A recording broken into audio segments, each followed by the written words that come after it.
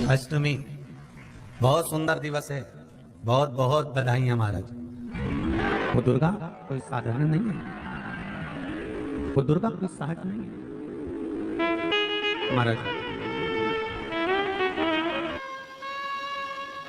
कितना सुंदर कहा है। शिव महापुराण की कथा वर्णन करती है, यदि किसी भी अष्टमी तिथि को 12 महीने में शुक्ल पक्ष कृष्ण पक्ष की अष्टमी तिथि पड़ती है, यदि किसी भी अष्टमी तिथि को अगर किसी ने नियम बनाया 5 अष्टमी का, 8 अष्टमी का, 7 अष्टमी का, एक कनेर का पुष्प शिव जी के शिवलिंग को समर्पित करना, अशोक सुंदरी के स्पर्श करना, और जो जलाधारी होती है, जैसे ये शिवलिंग है, ये जलाधारी है, तो पहले शिवलिंग पर स्पर्श, फिर अशोक सुंदरी का स्पर्श, फिर जलाधारी पर कनेर का पुष्प शिव जी की ओर मुख कर कर, अर्थात जैसे मानो ये कनेर का पुष्प है, तो ऐसा शिवलिंग का स्पर्श करते हुए जलाधारी पर जो समर्पित करता है, भगवान शंकर उसके मन की कामना को पूर्ण जरूर करते हैं। एक कनेर का पुष्प, माँ श्रृंगार कर रही है, कनेर के पुष्प से माता सती श्रृंगार कर रही है। पहले जटा का श्रृंगार किया, बड़ा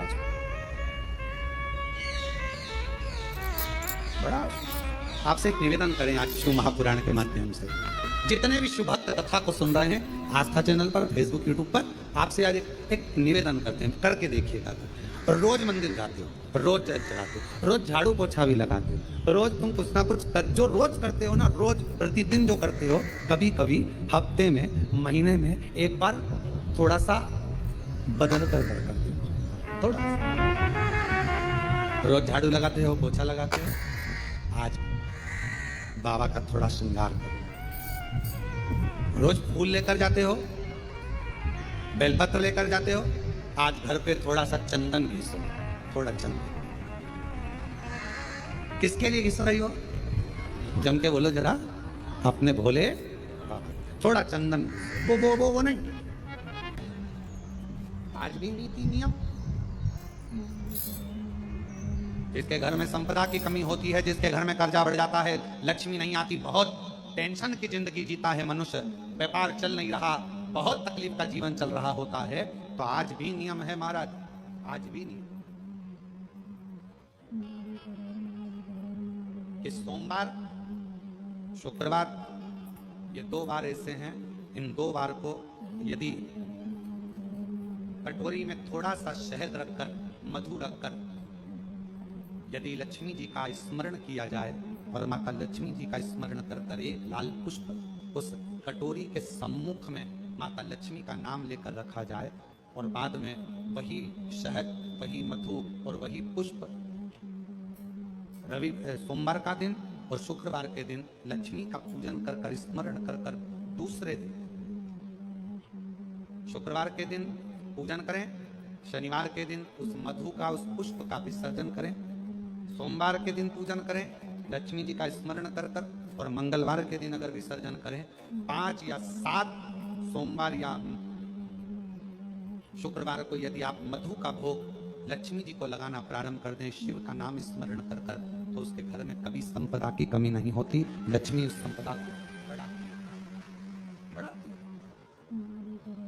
और हम तो यहां तक कहेंगे, प्रयास करो, अगर आपके घर में छोटा सा शिवलिंग विराजमान है, आपके घर में अगर छोटा सा शंकर जी का शिवलिंग है, छोटा सा शंकर भगवान का शिवलिंग है, या आपके घर में कुबेरेश्वर धाम का कंकर है, और आपके घर में यदि शंकर भगवान का शिवलिंग है, या सीहोर का रुद्राक्ष हो, या शंकर भगवान का शिवलिंग हो, या कंकर शंकर हो, तो निवेदन है, जहां पर भी शिवलिंग आपके घर में विराजमान है, अगर छोटी सी कटोरी में एक बेलपत्र को आप नीचे रखिए, छोटी सी कटोरी उस बेलपत्र के ऊपर रखकर उसमें थोड़ा सा मधु, शहद, शंकर भगवान की साक्षी में शिव जी के सामने अगर शुक्रवार की शुक्रवार रखना प्रारंभ कर दो, धीरे धीरे संपदा की वृद्धि अपने आप होना प्रारंभ। शुक्रवार के दिन बेलपत्री के वृक्ष के नीचे बैठकर घृत का दिया लगाकर शरीर में जो रोग है उसका स्मरण कर कर, शंकर जी से विनय कर कर, हे भोलेनाथ, आपने शुक्र देवता को संजीवनी मंत्र दिया है, तो क्या आप मेरे को वो मंत्र प्रदान नहीं करोगे? मेरे रोग, मेरी बीमारी मेरे दुख को आप नहीं हरोगे। शिव से कहो ये शरीर आपने दिया है और भजन करने के लिए दिया है, स्मरण करने के लिए दिया है, कीर्तन करने के लिए। यह स्कंद पुराण कहती है महाराज कि भगवान नारायण स्वयं इस जड़ के नीचे अपना विश्राम करते हैं। इस जड़ के नीचे प्रयास करा करो। एक चुटकी हल्दी, कितनी? मात्र एक चुटकी हल्दी। आंवले के वृक्ष के नीचे भगवान हरि हर महादेव के नाम से रखकर उस पर पूर्व मुख कर कर, पूर्व की ओर मुख कर कर जल समर्पित करना प्रारंभ कर दीजिए। आप अगर प्रयास करेंगे, शुक्रवार की शुक्रवार करें या नवमी की नवमी करें, अष्टमी की अष्टमी करें, प्रदोष की प्रदोष कर लें।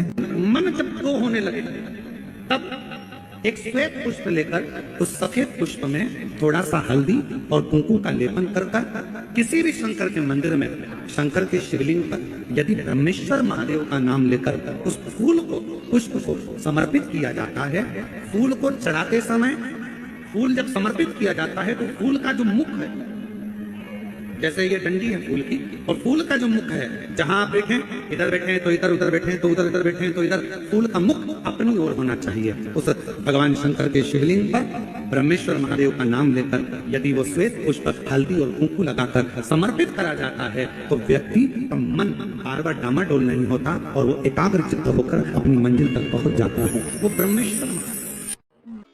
एक पात्र में जल और दूध ले लीजिए। शुक्रवार का दिन तो कहोगे गुरुजी ये कथा कहां से निकाल के लायो? तो विष्णु पुराण में से आप उसको स्मरण कर सकते हो। गाय में से? विष्णु पुराण में से। एक पात्र में देसी गाय का दूध, जल उसमें रखकर, और आपके अगर लड्डू गोपाल हो, यदि आपके घर में ठाकुर जी हो, लड्डू गोपाल हो, विष्णु जी का कोई स्वरूप हो, श्री हरि का कोई स्वरूप हो, तो उस पर शुक्रवार के दिन आप संध्या के समय पर दुर्वा डालकर उस दुर्वा से अगर लक्ष्मी जी के नामों का 108 बार उच्चारण कर कर, घी का दिया लगाकर, कैसर के चावल साथ में रखकर केवल उस जल का और दूध का मात्र छींटा देते हो तो उसके घर में कभी लक्ष्मी की कमी नहीं आ सकती, संपदा बढ़ती चली जाती है। 108 बार लक्ष्मी के नाम का मात्र उच्चारण कर लेने पर, भगवान विष्णु के चरणारविंद पर, भगवान विष्णु के चरणों पर केवल उस दुर्वा का, जल का, दूध का सिंचन कर देने से भी लक्ष्मी की वृद्धि होती है। लक्ष्मी दुर्वा बढ़ती है। और दुर्वा का एक बहुत सुंदर गुण है महाराज, बहुत सुंदर गुण है दुर्वा का।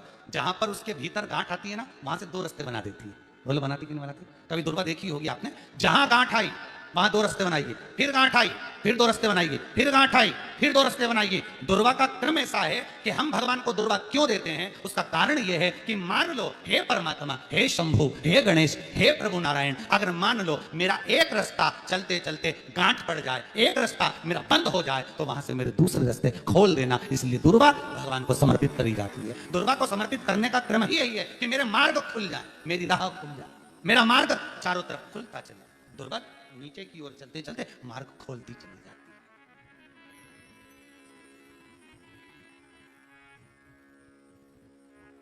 अमृत है ये, इसलिए नष्ट नहीं होती। तोड़ के रख लेना, प्रैक्टिकल करके जरूर देखना। सियोर वाला महाराज कहीं झूठ तो नहीं बोल रही है। तोड़ कर रखो दुर्वा को, बोरी में भर कर रखो।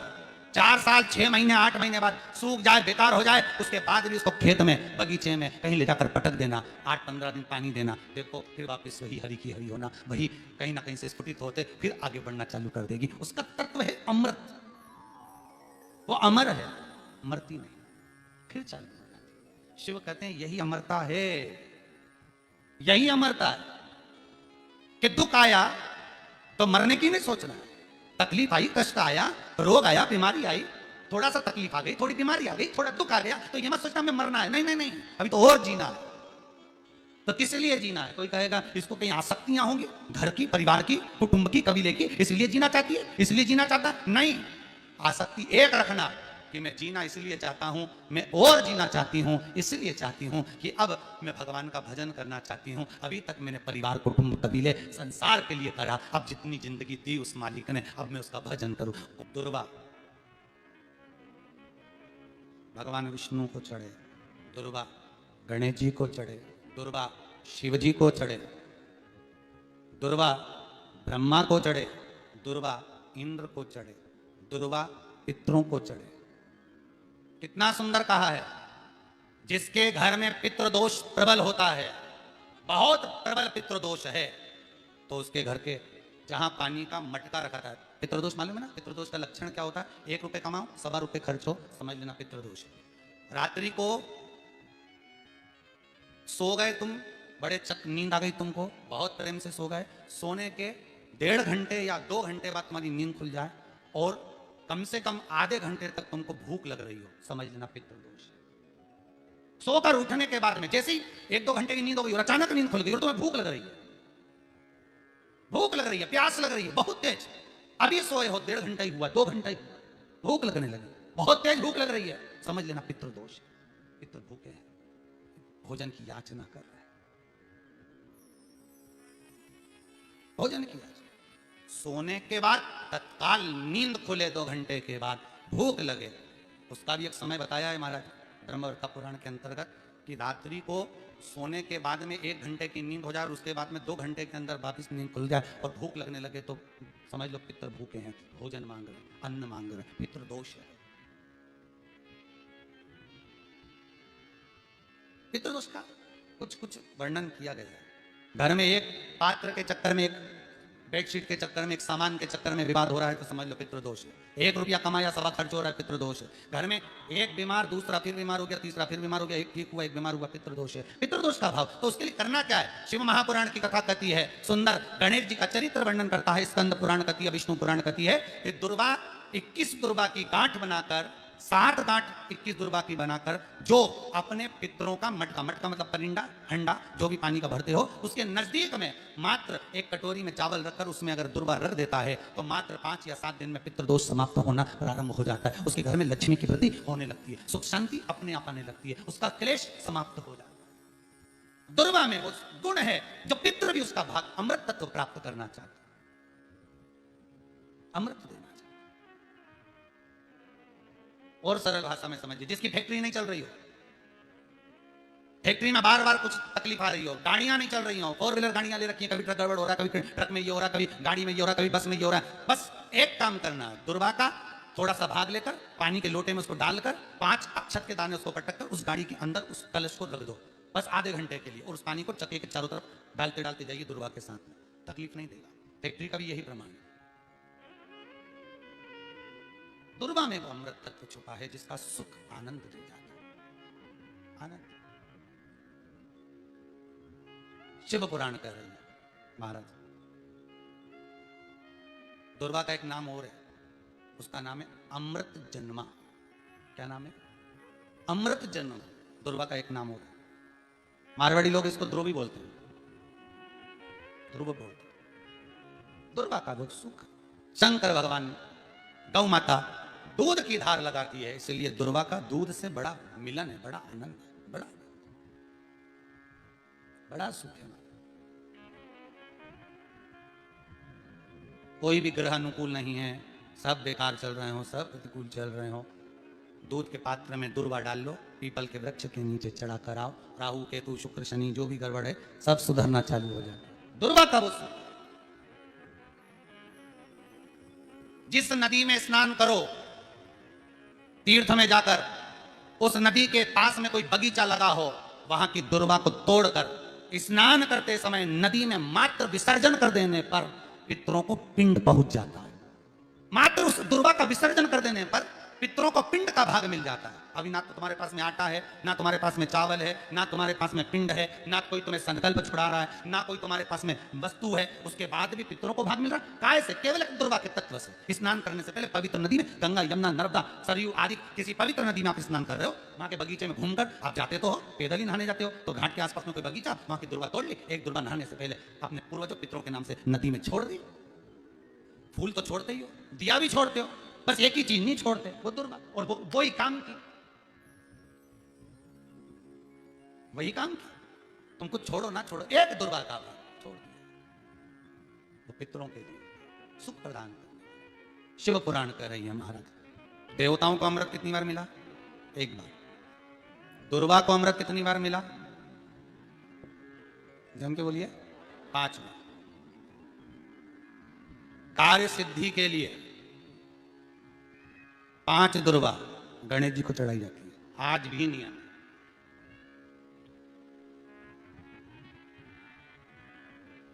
कभी आपको मौका मिला हो और आपने रावण संहिता पढ़ी हो।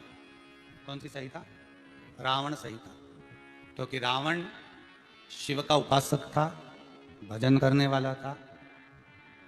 शिव तांडव स्तोत्र आज भी लोग रावण का एक आनंद में पढ़ते।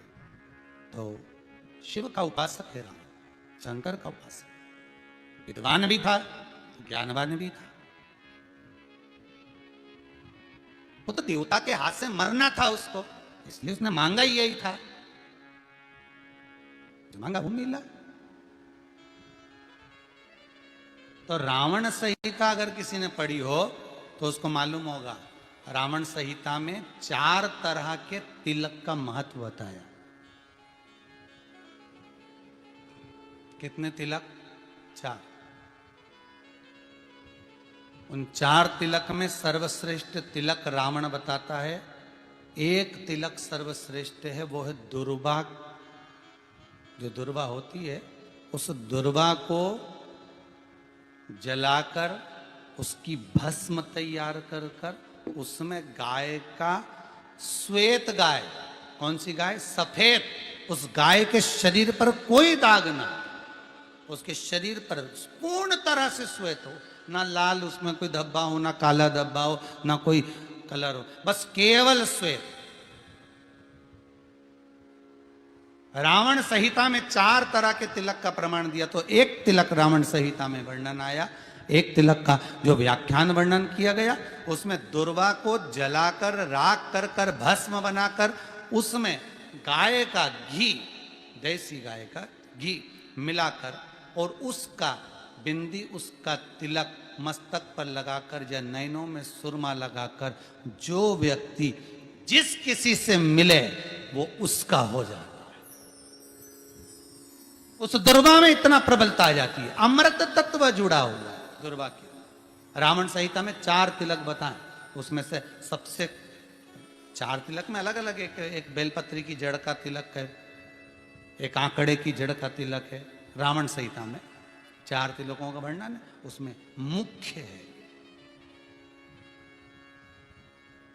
सबसे ज्यादा